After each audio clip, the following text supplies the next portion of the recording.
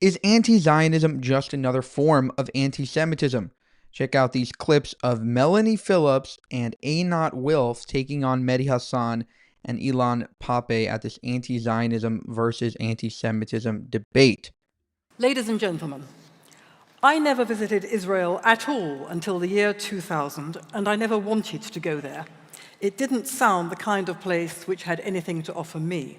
So, when in the year 2000 I objected as a matter of sheer rationality and justice that while Israelis were being blown to bits in buses and cafes during what was called the Second Intifada, they were being called Nazis for dealing with the perpetrators, I was astounded to be immediately attacked as a Jew.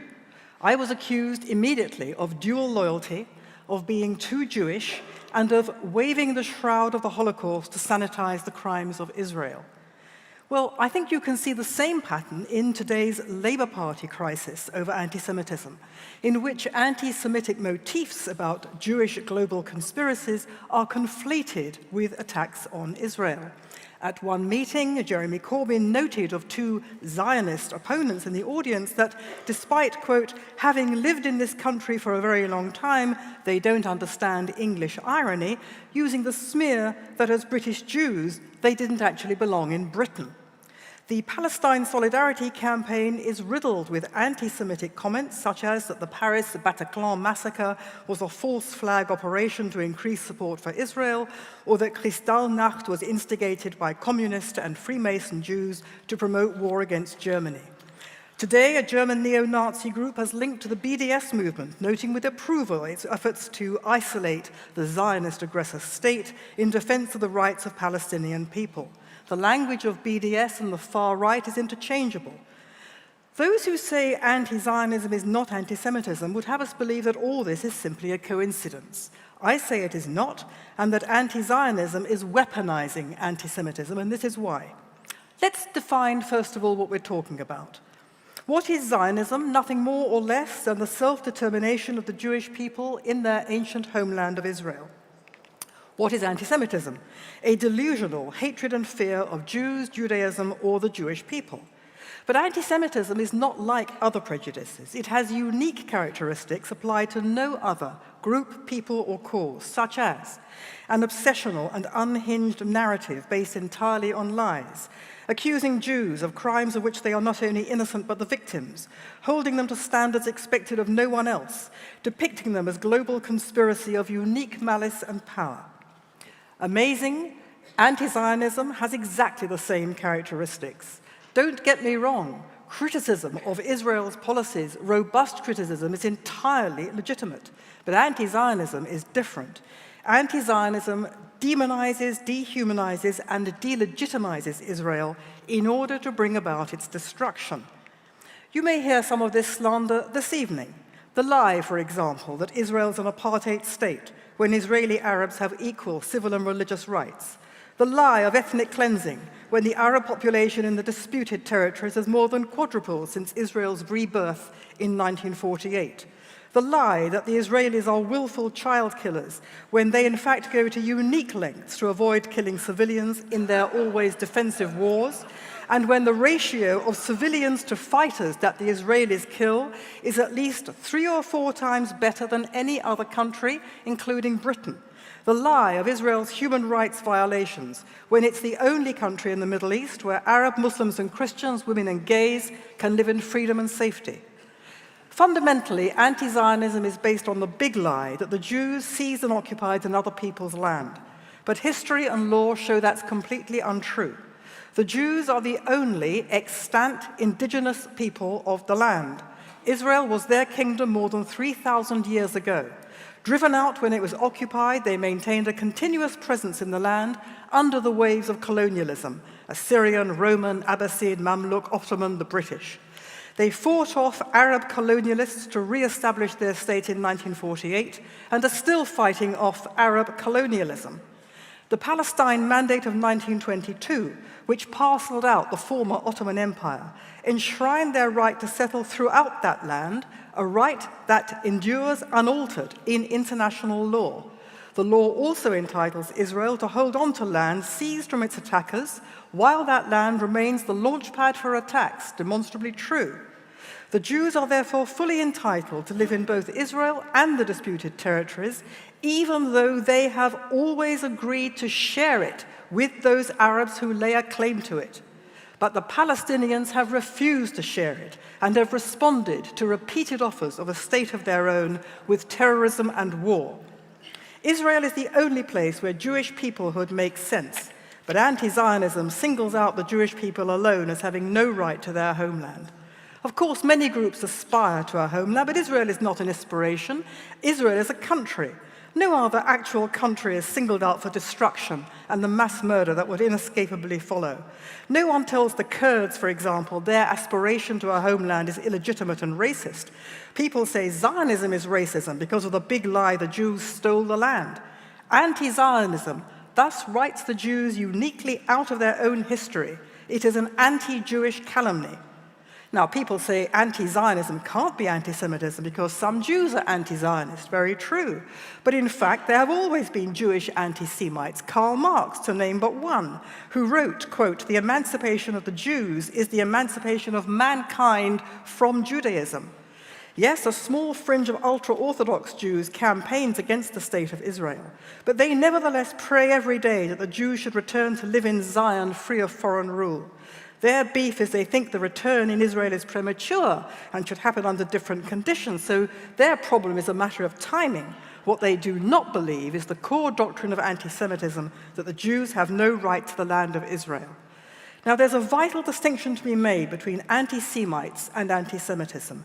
Many, many decent people believe these lies about Israel out of ignorance or ideology. That does not make them necessarily anti-Semites. But the discourse they endorse is still anti-Semitism's current mutation. Moreover, by supporting Palestinianism, they are supporting not just anti-Zionism, but anti-Semitism too. The Palestinians' real agenda, not two states, but exterminating Israel and replacing it by Palestine, as they repeatedly have told us over the years, is based on an anti-Jewish animus. The evidence of this is all around. Mahmoud Abbas's doctorate in Holocaust denial, his hero worship of the 1930s Grand Mufti in Jerusalem, Haj Amin al-Husseini, who made a pact with Hitler to exterminate every Jew in the Middle East, the grotesque Nazi-style imagery of Palestinian propaganda, such as sermons claiming the Jews are the fabricators of history, who dance and live on the body parts of others, there is no global corruption their rabbis did not allow, Palestinian claims that the Jews are behind 9/11 and that they control the world's media, finance, and US foreign policy. This unhinged, murderous anti-Semitism drives the Palestinian cause.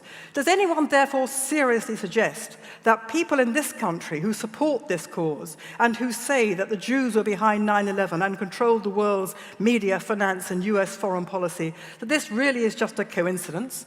And if our opponents this evening really do believe anti-Zionism is free from anti-Semitism, will they denounce this Palestinian agenda of genocidal, Nazi-style Jew hatred? This is not an academic debate. When I grew up in London, anti-Semitism was confined to a few nutters on the fringes who were treated as pariahs, and now it's been legitimized.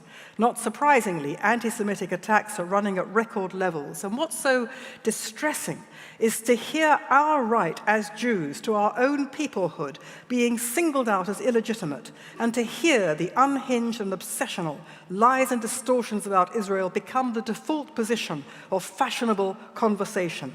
And then, on top of that, then to be told that the claim that people like myself make that these are anti-Semitic conspiracy theories is itself a conspiracy got up by the Israel embassy. And it's supposed to be we Jews who have no sense of English irony. Anti-Semitism, in conclusion, ladies and gentlemen, always attacks Jews as a collective. First, it attacked us as a religion. Then it attacked us as a race of people. Now it attacks us as a people, as the collective Jew in Israel, with exactly the same characteristics as Jew hatred through the centuries. The aim to be free of Jews now takes the form of the aim to be free of the Jewish state. Anti-Zionists treat Israel as the Jew among nations to be uniquely vilified, slandered, and exterminated. That, ladies and gentlemen, is why anti-Zionism is the new anti-Semitism. There you have it, ladies and gentlemen. She did a great job there.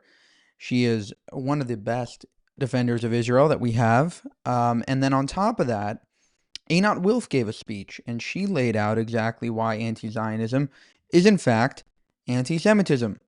You know, it's the only Jewish state in the world, and you're focusing all your energy on it. Why is that? Probably because it has Jewish before the word state. Check it out. So, we seem to all agree that anti-Semitism is bad. Of course, educated, knowledgeable people are unlikely to be seduced by it because we know where it leads: Nazism, Auschwitz, and the gas chambers. But anti-Zionism does not appear to be in the same category. Again, this is a little bit of an old debate, so actually a lot of people do believe anti-Semitism is very good, especially today. It appears to be good. We heard here that it is about supporting Palestinians, about fighting for human rights. Educated, knowledgeable, well-meaning people might support it. But the anti-Semitism we all acknowledge as bad, when it started, looked nothing like where it led. In fact, when you compare the beginnings of anti-Semitism with anti-Zionism, the similarities are striking. Anti-Semitism began by creating a new collective designation for the same people, which rendered them different. In secular 19th century Europe, it was no longer Jews, but Semites. And it never was intended to mean anything but Jews. In the Soviet Union, who claimed to not notice different religions and peoples, Jews were designated as Zionists. And today, in the West, in the UK, Zionists, Zios. The designation is then described as having essential, immutable, loathsome qualities. In Christian Europe, we were Christ killers. To the Nazis, we were an impure race. To the Soviets, we were capitalists and imperialists. And today, the state of Israel is the ultimate violator of human rights. It is described as born in sin. It is guilty by its very nature of the crimes of racism, apartheid, ethnic cleansing, Nazism, genocide. The designation of the group and ascribing of essential evil qualities is always given the aura of rationality and respectability by relying on the greatest source of authority of a given era: religion in pre-modern times, science in the modern era, human rights in our own. The aura of the greatest authority is necessary because the collective transformation of the Jews into a loathsome other requires that one be willing to twist reality, if not outright ignore it. It is only by appealing to the authority of religious doctrine that all Jews living in the 12th century could be collectively designated as the killers of Christ over 1,000 years earlier. It is only by appealing to the authority of a perverted science that the very Jews who contributed to European society could suddenly be considered as endangering its racial purity. And it is only by appealing to a perverted version of human rights that Zionism and Israel could be designated as its greatest violators. It is only by perverting the idea of human rights that those who were actually ethnically cleansed from every part of the Arab world could be accused of ethnic cleansing. It is only through this sort of perversion that the people who repeatedly said yes to partitioning the land into a Jewish state and a Palestinian state could be described as those who stand in the way of a two-state solution. And it is only through this perversion that in an age when the idea of the nation is still tied for almost all states to the idea of a common history, language, ethnicity, and remnants of religion, Israel is singled out as uniquely deviant. But why go to all that effort to single out a group and distort reality? Because we humans have a primal need for scapegoats. And for whatever reason, my people have been the designated scapegoats for so many and for so long. For medieval Christianity, we stood between a brutish and nasty world and salvation. For Germany, for Europe, we stood between them and glory. For Stalin, we stood in the way of communist utopia. And today, why bother fighting colonialism and its aftermath? Easier to designate Zionists as colonialists and blame them. Why do the hard work of fighting racism and its many manifestations across all societies? Easier to designate Zionism as racism and apartheid and blame it. Why acknowledge the tremendous difficulties of living up to the ideals of human rights? Designate Zionism in Israel as its greatest violators and blame them. But the problem with human scapegoats is that unlike ancient animal ones, humans might resist their sacrifice a bit more. And we can't have that happen, can we? So action must be taken to reduce their resistance. How? Strip them of their defenses. Push them to the margins. Step by step, take away that which protects them. But it must be done gradually. Anti-Semitism did not start by stripping Jews of their citizenship, confiscating their assets, and pushing them into ghettos. It started by slowly pushing Jews out of the positions they were able to attain after several decades of European emancipation. It operated by making it more and more difficult for Jews to feel comfortable in European society. Anti-Semitism also lured Jews into dropping their defenses, preventing them from organizing against the coming danger, telling them that if they were the good kind of Jew, for example, in Germany, those who fought for Germany in World War I, they would be spared. They were not. Note how anti-Zionism operates now. Its main targets are the two places where Jews have organized most effectively for their defense: the State of Israel and the pro-Israel lobby in the US. The legitimacy of both is relentlessly and uniquely questioned. Jews, now designated as Zionists, are increasingly pushed out of certain spaces. Jewish students in the US are slowly pulling out of universities known for their virulent anti-Zionism. Liberal activist Jews are finding they are increasingly unwelcome in progressive circles. Jews here in Britain are finding they can no longer be in the Labour Party, their traditional political home, wondering if they might one day have to leave the country altogether. Anti-Zionism also lures Jews to give up their defenses. We heard it here. Why don't we all live together in a single state?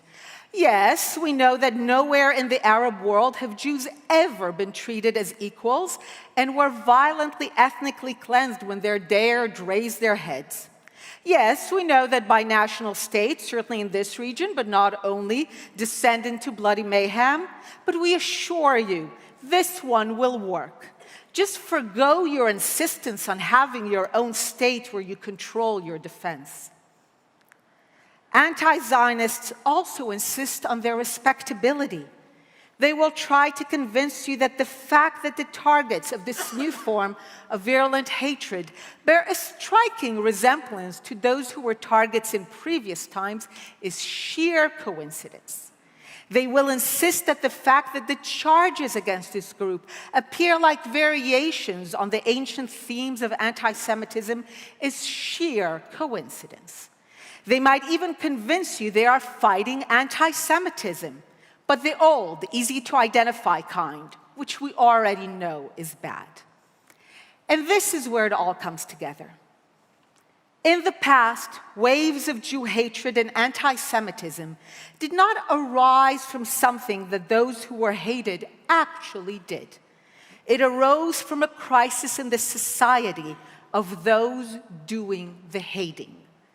And in an age of crisis, especially a crisis of identity, when we're no longer sure who we are, what we stand for, we desperately need certainties. And there are few greater certainties in this world than that the Jews did it.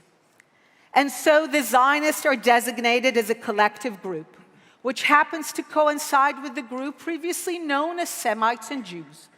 They are then ascribed the most loathsome qualities of our time by appealing to the great authority of our era, and then they are slowly subject to a process designed to strip them of the means of resisting their ultimate role as scapegoats for the crisis of the era. And when that process would be complete, the scapegoat could finally be sacrificed in the vain hope that in doing so, a better world would emerge. It never does. And this is why the topic of this debate is not just another topic. It raises the very specter that we might be a society on the precipice, which is why we are here today, in the hope that some of you will see the deep, insidious undercurrents, so that this time we will not have to wait to see where anti-Zionism leads, and only then look back in hindsight and say, ah, yes, that rising wave of anti-Zionism was indeed the new form of anti-Semitism. Great points there by Einat Wilf, and what she's saying is maybe anti-Zionism on its face is not so anti-Semitic. But where's that leading us? We don't like the Jewish state. Okay, who's in the Jewish state? The Jews. Oh, the Jews are the problem. Oh, so now, the Jews control the media. Oh, the Jews are controlling the narrative. And then you become so entrenched in this anti-Zionism, you start being an anti-Semite. And I think that probably 99% of anti-Zionists are actually anti-Semitic, or maybe 80%. Like I'm not going to throw out a wild statistic there, but my point is, how many people are obsessing over the Jewish state and yet had nothing to do with the Jews? Like, how many people are like, Israel is terrible, but Jews are great? I don't think that that's a high percentage of people. I think that a lot of the people that hyper-focus on Israel are really just, projecting their anti-Semitism towards the Jewish state because it's much harder to be openly anti-Semitic, although nowadays it is becoming easier with every single day. So here's one last clip of them actually getting into it. Questions are being asked, and they basically debate it afterwards. Check it out. Thank you. Can we have some questions to our other two speakers now? Speakers, for the motion, I'd like to ask you to comment on Nakba and how do you think Palestinians should be dealing with the consequences of Nakba? Thank you. Einat, I want to hear from you first on the question of Nakba, which is who would like to just define Nakba the best for us? Historian. Can you define the Nakba? Oh, the Nakba. Okay. Very, very quickly. I want to ask Einat the question. Okay. Just give us the historical definition in a sentence. Yeah. The Nakba is an operation of ethnic cleansing, which was a systematic expulsion of the Palestinians in order to de-Arabize Palestine and create on its ruins a Jewish state. In 1948. But okay, thank you. No, it's important to say. The Nakba continues because only 50% of the people were expelled and only 80% of the land was taken. The Nakba continues. All right, so you see, this is a hostile crowd, obviously. He's forgetting to mention, how did the Nakba start? 7 Arab nations tried to destroy the Jewish state. So this wasn't like an expulsion out of nowhere. No, you started a war with the express intention to push the Jews into the sea. You lost the war. You effed around and you found out. I say this all the time. I think FAFO is going to be on one of our merch items. It's such a double standard. And this is exactly why anti-Zionism is anti-Semitism. Because when the Arabs go and try to erase the Jewish people and just push them into the sea and destroy the Jewish state, oh, no, that's okay, But when the Jews say, okay, you tried to do that, now we're going to expel you from the land because you want us all gone, everybody freaks out. Oh, it's a Nakba, it's a catastrophe. And now check out Einat Wilf's response to this guy. Every day in Gaza, in Nablus, in the Galilee, in the Nakba, and we should have a discussion about the destruction of Palestine and not about the nonsense that we're hearing here tonight. Obviously, this is the Palestinian term for what happened in 1948. It means catastrophe. Einat, I'm not sure if you accept that definition we just heard from Ilan, but anyway, deal with the question. That was not a definition. Okay, But the story is very simple. The Arabs of the land, the Palestinians, could have had again and again and again a state of their own. They could have had it in half of the land, in 80% of the land. But every time when they were told, you can be masters of your fate in part of the land, but in another part, the Jews will be masters of their fate, no longer inferior to you, no longer submitting to you. Their choice again and again and again to the present has been to fight for all. They have again said, if we have to live next to sovereign Jews, better to fight until they are not there at all. And I will say this again, when you fight us, 3 years after a genocide, and you wage a genocidal war, telling us that we have no right to defend yourself, then we will fight you back. We will defend ourselves. Okay, and right, we are we're leaving that. We're leaving that there. This land. That's enough. But if you are telling us that it is you've made your all point. or nothing, You've made the point. then you sometimes have nothing. Well, we're running out of time. That was brilliant.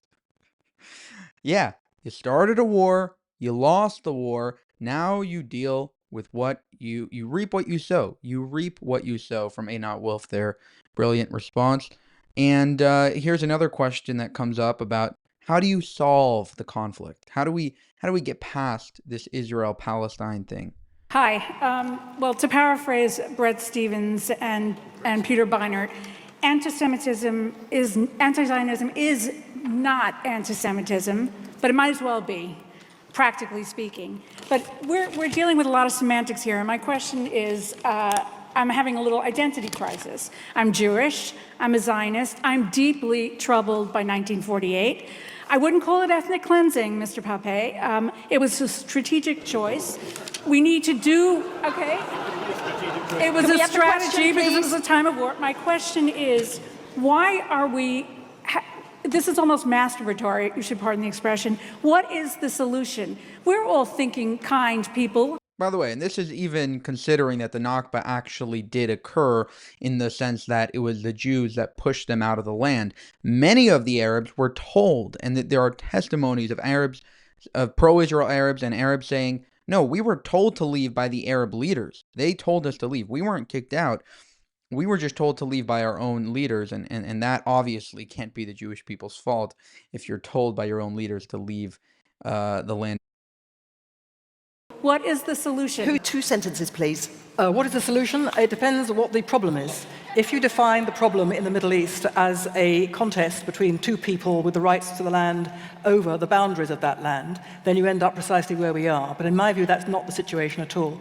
The real situation is different. If you want a solution to the real problem, you have to stop the 100-year attempt to exterminate Israel as a nation-state of the Jewish people and to exterminate the right of the Jews to live in Israel as their own sovereign country. That is what the situation is in the Middle East. However you like to reframe it, that is what the problem is. If you want a solution, you have to stop people trying to commit a genocidal assault upon the right of the Jews to live in their own country. Once you stop that, you've got the solution. Ilan, what is the solution? If you could just give me 2 sentences, I'd be grateful. The only viable solution is to change a reality where between the River Jordan and the Mediterranean, you have now 12 million people, 6 million Palestinians without any human rights and civil rights, and 6 million Jews with all the privileges in the world. Only one state that ensures equal rights for everyone, regardless of their nationality, religion, race, or gender, is the only solution. And the return of the refugees that have been expelled. Yes, because the region is known for having so many of those states. The only response is for the Arab world to finally say something very simple: welcome home. To accept us as an indigenous people who are in their land, to accept us as equal claimants to the land, not exclusive, not superior, but people have an equal right to finally be masters of our fate in a land of our own, in part of the land, next to Arabs who will be masters of their fate in part of the land. That's the only way to live together. And Medhi. Crystal clear there. Crystal clear. It's very simple. You know, we have no problem with the 22 Arab states being existed. Crystal clear point there by Einat Wilf. And I want to point out that there already is a Palestinian state in Jordan. There already is, crystal clear points there by Einat Wilf. And I think it's very obvious that. Thank you. Can we have some time? Crystal clear there by Einat Wilf. It's very simple. As soon as the Arabs will accept our right to exist in the Jewish homeland, we will have peace. And I think that this idea of continuing the possibility of having a two-state solution is very misguided and will never work. To support this channel, you can go to buymeacoffee.com/JewishUncensored. You can also go to our channel memberships page and join the memberships for exclusive content. Thank you for watching, and have a good one.